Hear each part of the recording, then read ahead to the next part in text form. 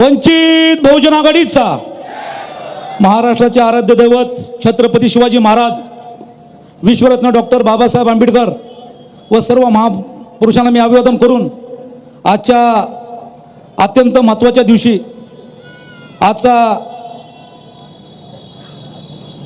सूर्यपुत्र भैयासाहेब आंबेडकर यांच्या जयंती आहे आणि जयंतीच्या निमित्तानं या पिंपरी चिंचवड शहरामध्ये भारतरत्न डॉक्टर बाबासाहेब आंबेडकरच्या स्मारकाच्या या ठिकाणी ही सभा आयोजित करण्यात आहे आणि योगायोग म्हणावं लागेल। आज भैयासाहेबांची जयंती आहे आणि या भैयासाहेबांच्या जयंतीनिमित्ताने योगायोगाने साहेब या पिंपरी चिंचवड शहराच्या पावनभूमीवर आपलं पाव लागलं, मनापासून आपलं अभिनंदन करतो, धन्यवाद करतो की आजच्या दिवशी आम्हाला वेळ दिलात या सभेसाठी। आणि हा पिंपरी चिंचवड शहरामध्ये निर्धार मेळावा आहे, निर्धार महासभा आहे आणि आजचं ब्रीदवाक्य या पिंपरी चिंचवड शहरवासियांच्या वतीनं एक संधी वंचितला, आणि म्हणून आजची या सभेचे नियोजन आम्ही करण्यात आलेलं आहे। या व्यासपीठावरती असलेले वंचित बहुजन आघाडीचे शहर अध्यक्ष नितीनजी गवळे, कार्यकारी अध्यक्ष राजेंद्रजी साळवे आणि महासचिव संजीवन कांबळे सर आणि तसेच आमच्या महाराष्ट्र शहराचे शहराध्यक्ष शारदाताई बनसोडे। खरं तर आता माझ्या अगोदर सर्वजित बनसोडे सरांनी अत्यंत चांगल्या पद्धतीने मार्गदर्शन केलं असेल। बाळासाहेब आंबेडकरांची जी सभा ऐकण्यासाठी 4 वाजल्यापासून जे लोक इथं उपस्थित आहेत, खरं तर मी त्यांचा धन्यवाद करेल। एवढ्या थंडीच्या दिवशी हे सभा ऐकण्यासाठी आपण इथं उपस्थित राहिलात, मी मनापासून आभार आणि धन्यवाद करतो तुमच्याच मनापासून। साहेब, या पिंपरी चिंचवड शहरामध्ये अत्यंत वाईट परिस्थिती आहे।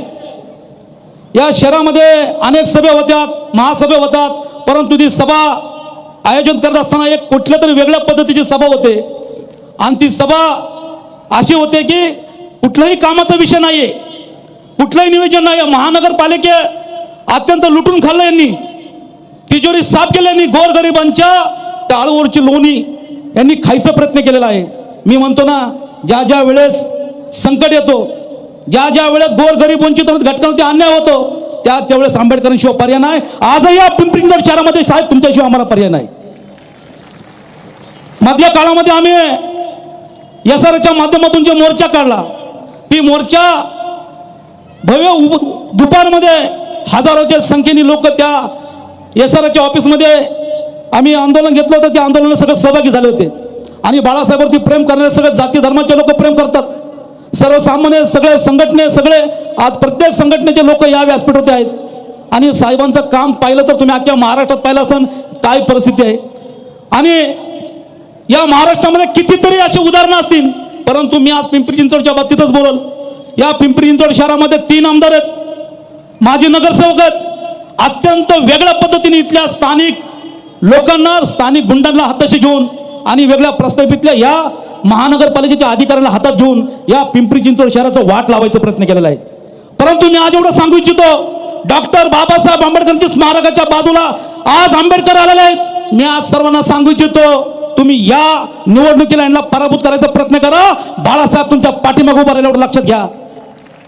अरे प्रत्येक जण येतात, मधल्या काळात काही सभे झाले, वेगवेगळ्या पद्धतीचे सभे होतात, परंतु साहेब आता आम्ही याच्या ग्राउंडला ही सभा घेणार होतो। ही सभा घ्यायची ज्यावेळेस यांना कळलं, या प्रस्थापित लोकांना कळलं की आता ही याच्या ग्राउंडला सभा होणार आहे आणि याच्या ग्राउंडला सभा होत असताना सगळ्यांना माहिती आहे लाखोच्या संख्येने ती सभा होत असते आणि म्हणून ऐन निवडणुकी टायमाला त्यांना सर्कस आणि वेगळ्या खेळी मांडण्याचा विषय होता, परंतु आंबेडकरांना एवढं भेतात, मी तर सांगतो हे भेलच पाहिजे। हे कोणतं डायलॉग, डर अच्छा लगा।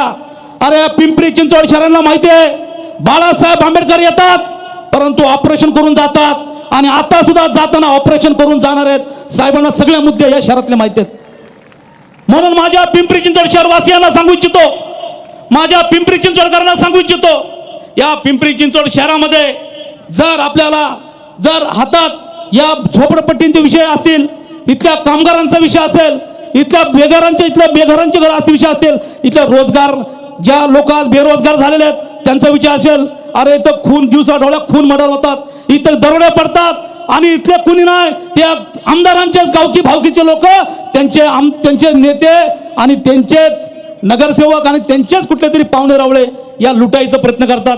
मधल्या काळामध्ये इथले आयुक्त होतो साहेब, त्या आयुक्तांनी ज्या वेळेस त्यांची बदली झाली त्याच्या अगोदर यांची धनाधन टेंडरचे धनाधन वेगळ्या पद्धतीचे 8 दिवसावर त्यांनी टेंडर घ्यायचा प्रयत्न केला आणि या शहरामध्ये एक वेगळी निर्माण केलं.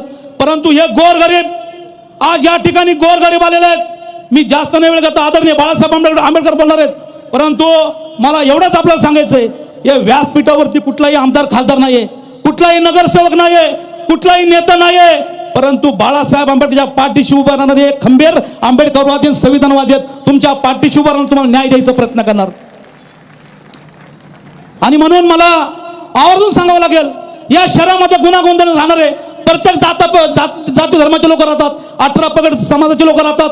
अरे जाती धर्मात इथं विष पेरायचं काम चालू आहे. इथं वेगवेगळ्या पद्धतीने आम्हाला एकामेकीकडे बघायचं म्हटलं तर जातीच्या प्रमाणे बघत हा कुठल्या जातीचा आहे, हा कुठल्या पंथाचा आहे, असा बघायचा विषय झाला. साहेब, आज तुम्हाला म्हणतो ना, डॉक्टर बाबासाहेब आंबेडकरांनी संविधान दिलं, त्या संविधानाच्या माध्यमातून प्रत्येक माणूस जगतं आणि प्रत्येकाला न्याय मिळतं. आणि म्हणून आपण आपल्या माध्यमातून या मुंबईमध्ये दादरमध्ये कुणालाही महाराष्ट्रामध्ये विचारलं असेल तुम्ही, अरे भाजप असेल, सेना असेल, राष्ट्रवादी असेल, काँग्रेस असेल, एखादा कार्यक्रम जर घ्यायचा म्हणलं ना, त्यांना इव्हेंट करावं लागतं. इव्हेंट, त्यांना गाड्या, त्यांना पाणी, त्यांना जेवण, त्यांची राहायची सोय, त्यांना आणायची सोय.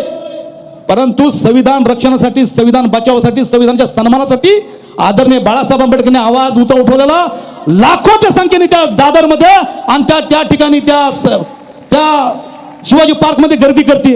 आणि त्या गर्दी होत असताना एक लक्षात येतं की बाबासाहेब आंबेडकर संविधान आहे आणि आता आमचा सगळ्यात मोठा जे ढाल असेल ते संविधान, आणि त्या संविधानाच्या माध्यमातून कोण न्याय देतं तर आदरणीय बाळासाहेब आंबेडकर देतात. बाकीचं राजकारण करतील, बाकीचं तर संविधानाच्या माध्यमातून राजकारण करतील, परंतु त्या संविधानाच्या माध्यमातून गोरगरिबांना जर न्याय द्यायचा प्रयत्न करत असेल त्या आदरणीय बाळासाहेब आंबेडकर. माझ्यासारखा वडा समाजाचं पोरग काम करतो राज्यात, अनेक समाजाचे लोक काम करतात, लिंगायत समाजाचे काम करतात, वेगळ्या वेगळ्या जाती धर्माचे लोक काम करतात. आणि या व्यासपीठावरती मुस्लिम समाजाचे पण नेते मंडळी आहेत, त्या मुस्लिम समाजाचे पण लोक काम करतात. परंतु काम करत असताना, वंचित मध्ये काम करत असताना, ह्यो कुठल्या जातीचा आहे, तो कुठल्या धर्माचा हे न करता हा संविधान रक्षक आहे आणि बाळासाहेबांचा सैनिक आहे म्हणून आम्ही काम करतो.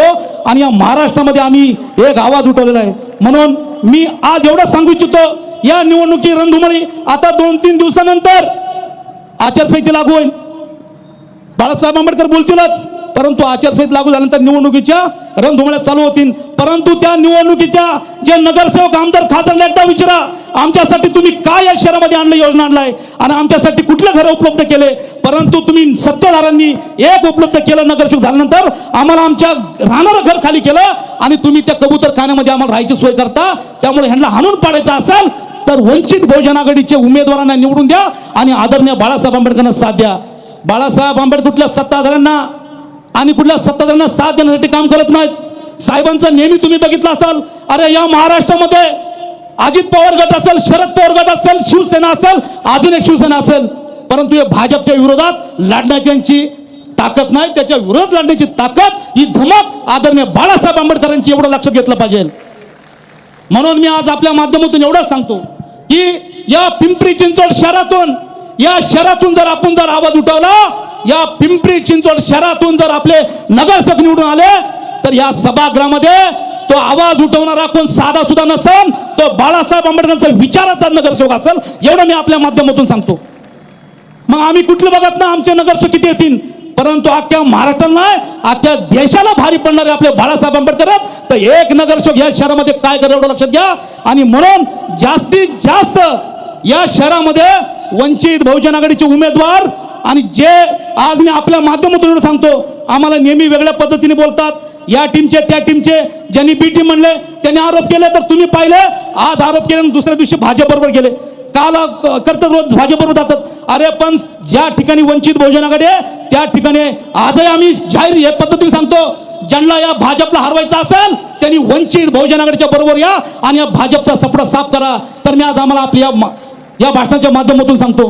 म्हणून या भाजपचा जर या धोबी प्रचार करायचा असेल, मला कुठल्या राष्ट्रवादी काँग्रेस सेना दिसत नाही, परंतु वंचित बहुजन आघाडी या भाजपचा इथून या शहरातून संपून टाकाल असं मला वाटतं. आणि म्हणून इथल्या सगळ्या सत्ताधाऱ्यांच्या विरोध लढणारा सांगतोय, प्रत्येक वेगवेगळ्या संघटनांना सांगतोय, आदरणीय बाळासाहेब आंबेडकरांबरोबर या वंचित बहुजन आघाडी बरोबर या आणि या राष्ट्रवादी काँग्रेस सेना भाजप असतील आपल्या संग येतील नातील ते नंतर पाहत आहे, परंतु या भाजपला संपवण्याचं काम करा शहरातून. कारण की जर आता यावेळेस जर वंचित बहुजन आघाडीचं कुणी जर बोट उचललं तर हे जनता त्यांना त्यांची जागा दाखवेल की वंचित बहुजन आघाडी आम्ही सांगतो, आवाहन करतो या भाषणाच्या माध्यमातून. छोट्या छोट्या घटकातले लोक असतील, वेगवेगळ्या कुठल्याही संघटना असतील किंवा कुठलाही पक्ष असेल, वंचित बहुजन आघाडी बरोबर या आणि या भाजप या सत्ताधाऱ्यांना त्यांचा रस्ता दाखवा. एवढंच मी आज सांगतो आपल्या माध्यमातून. आजचा हा पवित्र दिवस, आजचा दिवस भैया साहेबांची जयंती या जयंतीच्या निमित्ताने आपण सगळ्यांनी निर्धार करू आणि मूठ बांधा. म्हणा वंचित बहुजन आघाडीचा, वंचित बहुजन आघाडीचा. सरदार बाळासाहेब आंबेडकर तुम आगे बढ़ो. एवढंच मी आपल्या समोर एवढं बोलतो. आता आदरणीय बाळासाहेब आंबेडकर आपले पद्धतीने काय सांगतील त्या पूर्णपणे ऐकून घ्या आणि माझ्या 2 गोष्टी संपवतो, इथं थांबवतो. जय वंचित, जय भीम, जय बजरंग.